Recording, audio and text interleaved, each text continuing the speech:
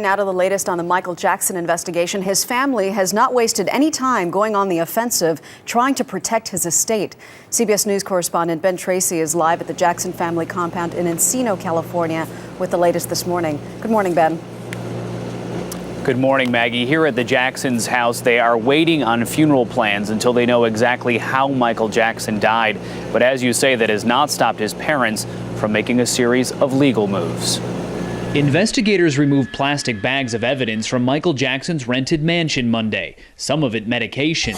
The Jackson family is waiting for final results from the private autopsy they commissioned, but they have received an oral report. It's the same as what the LA County coroner did, that there is no indication of a heart attack, that there is no aneurysm, that there's no accumulation of fluids around the lungs. A lawyer for Michael Jackson's doctor says the singer's children asked and were allowed to see his body after he died. Meanwhile, in a flurry of legal moves, Jackson's 79-year-old mother, Catherine, was appointed a special administrator of her son's estate. She was also granted guardianship of his 3 children. Both orders are temporary. This is where it belongs. We're the parents, and we got other kids of their size. They love those kids. They love their grandma, and she is undoubtedly the best person to look after them. But it's not that simple. Michael Jackson's former wife, Debbie Rowe, is the mother of 2 of the children, and experts say if she wants custody, the grandparents will have an uphill legal battle, especially given claims by Michael Jackson himself that he was abused as a child. There certainly are claims of abuse by these people, namely Michael Jackson's parents, who are coming in and saying, we want custody of these young children. As for Jackson's youngest son, known as Blanket, legal documents list his mother as none, further complicating the case. Now, Michael Jackson's parents believe that he died without a valid will. However, a former attorney of Jackson says that the singer did in fact have a will that he signed in 2002.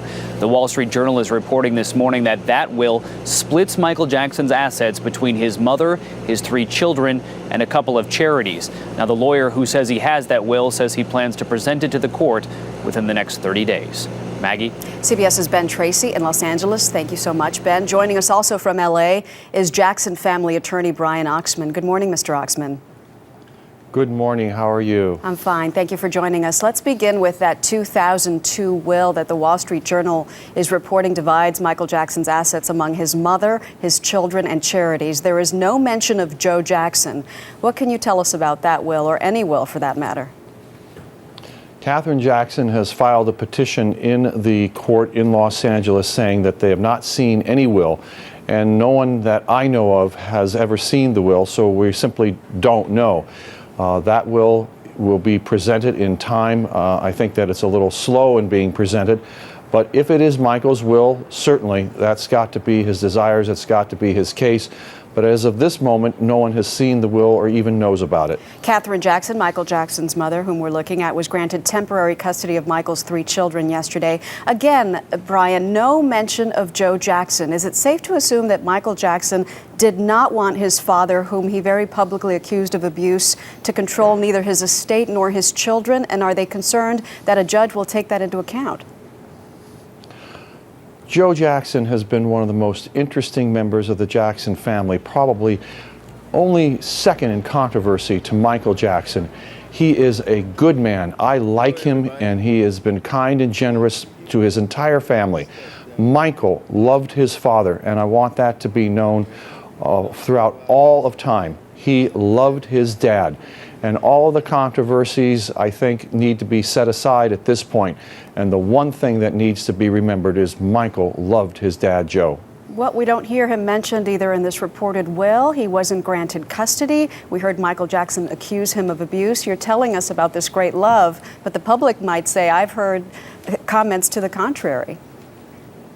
Sure, no question about it. We hear all kinds of things to the contrary, but that's just part of the storm that's surrounded Michael Jackson's life. I mean, it's an unbelievable description of a storm. I only know what I saw. I only know the conversations and the dealings that I saw, and that is that Michael loved his dad. And the fact that he wouldn't be mentioned in a will is not all that surprising. He had a great relationship with his mother, and I think that you have to take it on face value. Okay, we have to leave it there. Brian Oxman, thank you so much for your time. Thank you. You're welcome.